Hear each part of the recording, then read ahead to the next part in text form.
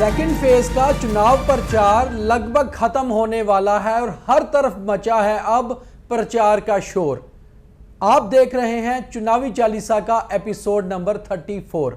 नमस्कार, मैं हूं दीपक खजूरिया और मेरे साथ मेरे सहयोगी पवन शर्मा, और आपके लिए लेके आए हैं एक नया एपिसोड चुनावी चालीसा का। और आज दिन भर जम्मू में भी चुनाव प्रचार का जोर शोर रहा, मगर इस जोर शोर में पूरी तरह से जो जोर है वो बीजेपी का ही नजर आ रहा है। वैसे ही श्रीनगर में नेशनल कॉन्फ्रेंस भी काफी तेज प्रचार कर रही है। इसी के बीच आपको यह भी बताएंगे कि राहुल गांधी कल कहां रैली करने वाले हैं, और साथ ही साथ ये बताएंगे कि फारूक अब्दुल्ला ने 370 को लेकर फिर क्या बयान दिया, उमर अब्दुल्ला ने राहुल को क्या सलाह दी, इस पे भी बात करेंगे। और पीडीपी नेशनल कॉन्फ्रेंस की सपोर्ट में कहां कहां आ रही है, ये भी बात करेंगे। शुरुआत करते हैं सबसे पहले जम्मू में आज बीजेपी की ताबड़तोड़ रैलियां, और लगातार हम ताबड़तोड़ इसलिए कह रहे हैं क्योंकि प्रधानमंत्री नरेंद्र मोदी जब यूएसए में हैं तो उनके नंबर 2 माने जाने वाले 3 बड़े मंत्री और 3 बड़े बीजेपी के नेता,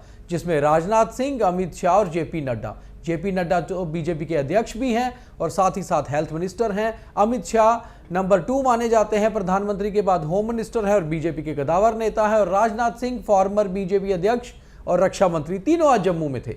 सबसे पहले अमित शाह ने नौशहरा में रैली की और उसके बाद वो जम्मू पहुंचे और दिल्ली लौट गए, मगर जेपी नड्डा आज ही जम्मू पहुंचे थे। जम्मू नॉर्थ में एक रैली की और उसमें जर्नल मुद्दों की बात की जो बहुत इंपॉर्टेंट है देखना। और उसके बाद दोपहर बाद एक रोड शो किया जो परेड ग्राउंड से शुरू होकर रघुनाथ बाजार में आके खत्म हुआ और पुराने शहर में ये रहा जम्मू ईस्ट के लिए। इससे पहले जम्मू नॉर्थ के लिए एक रैली की। तो जेपी नड्डा जोर लगा रहे हैं जम्मू में बीजेपी के गढ़ में, और साथ ही साथ जर्नल मुद्दों को छुआ। ये कहा कि अगली बार जब बीजेपी की सरकार बनेगी तो रिवर फ्रंट भी आपको तैयार मिलेगा।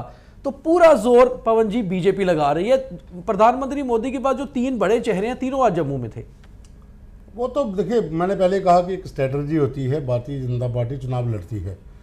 इन चुनावों में उसने ये बता दिया है कि कांग्रेस का जिस तरह से रवैया रहा है वो नामात्र है। हमने चुनाव लड़ा है और 43 सीट्स के ऊपर यहाँ पे और 19 वहाँ पे जी। वहाँ पे प्राइम मिनिस्टर की रैली होना ये दर्शाता था कि मैं इन कैंडिडेट्स के लिए कश्मीर आया हूँ। और यहाँ पर 43 के लिए तमाम कैबिनेट के बड़े मंत्री जो हैं, कभी इधर जा रहे हैं, कभी दूसरे गांव जा रहे हैं, गांव के बीच में जा रहे हैं रैली हो रही है। आप देखिए ना, आज रैली जो पुंछ में बस स्टैंड के करीब रैली की रक्षा मंत्री ने, उसके बाद उधमपुर के आर्मी ग्राउंड में रैली की, उसके बाद जम्मू में सैनिक कॉलोनी के रामलीला ग्राउंड में रैली की, यानी कि कॉन्स्टिट्यूंसी के छोटे इलाकों में। मैं उसका यही है कि आप बड़ी रैली करोगे, बड़ी रैली में आपके 4-5 हजार लोग आ जाएंगे। आप नुक्कड़ सभाएं करेंगे, वहां पर जो आएगा वो आपका ऑर्गेनिक वोटर आएगा। रैली में बाहर वाले भी आते हैं सुनने।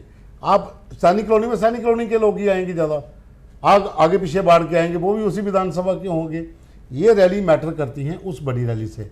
इसलिए भारतीय जनता पार्टी एक नीति के तहत जगह जगह पे रैलीज कर रही है। और कांग्रेस ने जिस तरह से खौड़ में एक बड़ी रैली थी, ये आप देखिए कि ताराचंद की एक बड़ी रैली थी, लेकिन खड़गे नहीं पहुँच पाए।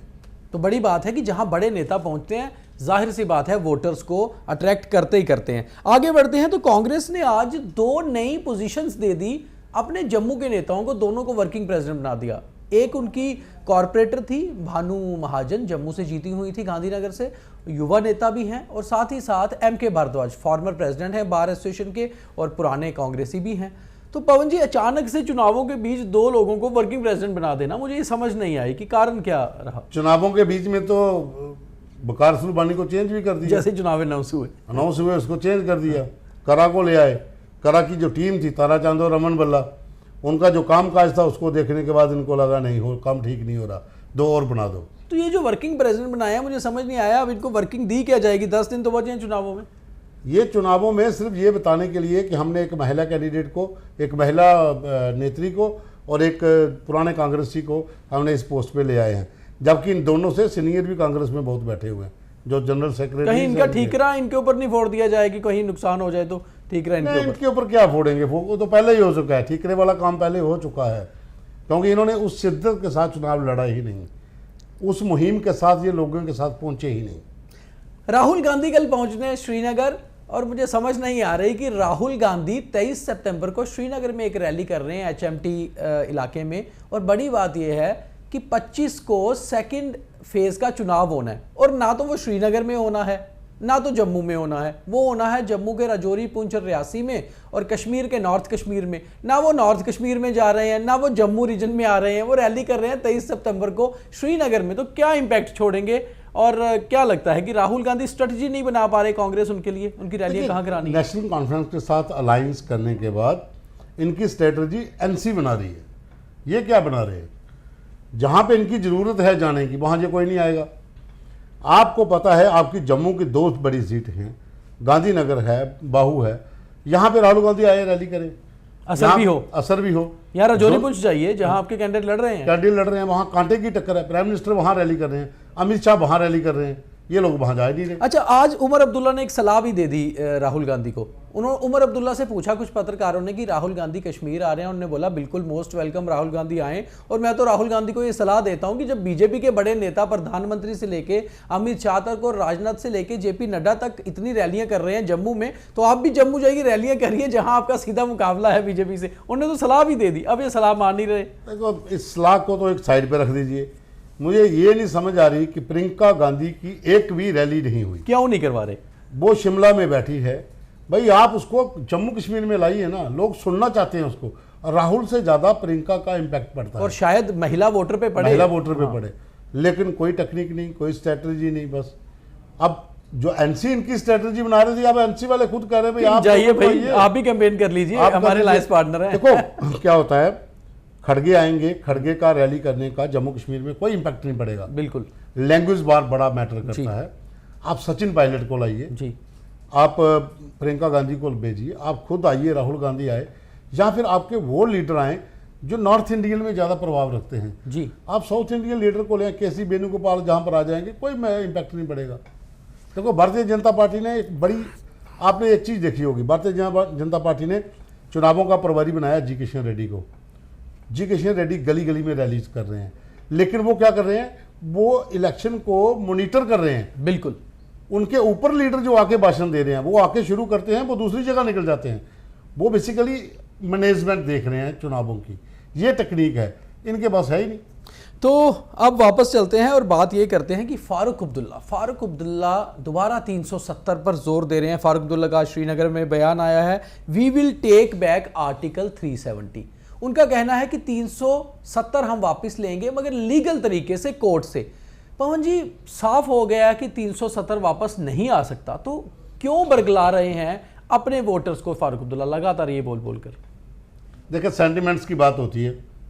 अब सेंटिमेंट्स को ग्रैब करना है तो किसी न किसी तरीके से कुछ स्टेटमेंट्स देनी पड़ेंगी जी। हाँ, एक चीज हो सकती है कि डॉक्टर फारूक अब्दुल्ला ने कहा था, और ये उमर ने भी शायद कहा था, कि अगर 5 जजों की पीठ जो है 370 को हटा सकती है, तो 7 जजों की वापस भी 7 जजों की वापस ला सकती है। लेकिन मुझे लगता है कि जैसा पहले कहा था ना कि ये दफन हो चुका है, अब ये नहीं आएगा बाहर। तो 370 को लाने के लिए कानूनी लड़ाई कितने साल लड़ोगे? फिर इलेक्शन आएगी, फिर बोलोगे हम लड़ रहे हैं। इस चीज़ को छोड़ के लोगों के लोकल मुद्दों पे बात करिए। जो बिजली पानी के मुद्दे हैं, जो रोजगार के मुद्दे हैं, उनके ऊपर फारूक साहब को बातें करनी चाहिए। ये सिर्फ बड़े बड़े बयान देख के आप कश्मीरी सेंटिमेंट्स को ले सकते हो, लेकिन यहाँ पर नेशनल कॉन्फ्रेंस का जो वोटर है वो समझदार है। बिल्कुल सही कह रहे हैं। उमर अब्दुल्ला कैंपेन कर रहे थे ज़ैदीबल कॉन्स्टिट्यूंसी में, जो कि झील के साथ लगता है, और पत्रकारों से बातचीत भी कर रहे थे कैंपेनिंग के दौरान। उन्होंने एक बहुत बड़ा स्टेटमेंट दिया है। उनका कहना है कि बीजेपी खुद चाहती है कि हंग असेंबली आए और वो लेफ्टिनेंट गवर्नर की सरकार को, उनके रूल को कंटिन्यू करते रहें। क्या लगता है पवन जी, ये वाला बयान इस टाइम देना कि बीजेपी चाहती है कि हंग असेंबली आए, कि पूरा मेजॉरिटी गवर्नमेंट नहीं आए?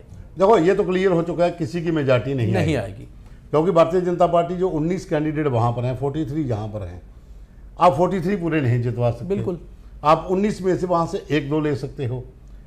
NC वहां पर लड़ रही है जितने अपने कैंडिडेट्स, और वहां बहुत सारे इस बार कैंडिडेट हैं, तो पूरे नहीं जीत पाएंगे, कोई नहीं जीत पाएंगे, किसी भी पार्टी को मेजॉरिटी नहीं मिलेगा। अब रही कोलेशन की बात, भारतीय जनता पार्टी किसके साथ कोलेशन करे? NC कह रही है हम करेंगे नहीं। NC कांग्रेस का पहले हो चुका है, और मुझे लगता है उनकी कोलिशन को भी मेजॉरिटी नहीं मिलेगी। हाँ। तो फिर अगर किसी पार्टियों की नहीं मिलेगी तो हंग असेंबली होगी, तो गवर्नर रूल कंटिन्यू रहेगा।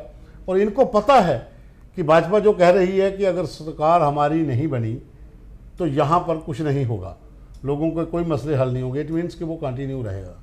तो कहीं ना कहीं उमर अब्दुल्ला भांप रहे हैं और बयान इस तरह के दे रहे हैं। एक बहुत इंपॉर्टेंट जो है चीज़ है, आज और कल फॉर्म भरे जाएंगे उन बुजुर्गों के लिए जो वोट डालने नहीं जा सकते तीसरे फेज के लिए, और ख़ास तौर पे ये फॉर्म भरे जाएंगे मैनुअली और बताया जाएगा उनको कि आप किस कैंडिडेट को वोट कर सकते हो। तो बहुत ज़रूरी है उन बुज़ुर्गों के लिए जानना या उनके परिवार वालों के लिए कि जब आप फॉर्म भरवाते हो ये भी देखना हो कि कहीं वोटिंग वो अपनी मर्जी से ही करें, उन्हें पूछकर ही वोट किया जाए, ये बहुत इंपॉर्टेंट है। तो पवन जी, ये जो बुजुर्ग बाहर नहीं जा सकते, इस बार चुनाव आयोग ने फैसला लिया घर पे फॉर्म भरे जाएंगे, घर पे वोट डलवाए जाएंगे, तो ये उनके लिए ज़रूरी है कि उन्हें भी जानकारी हो कैंडिडेट कौन है और निशान क्या है। देखिए, कल हम शाम में थे, वहाँ पर ये प्रक्रिया शुरू हो गई थी।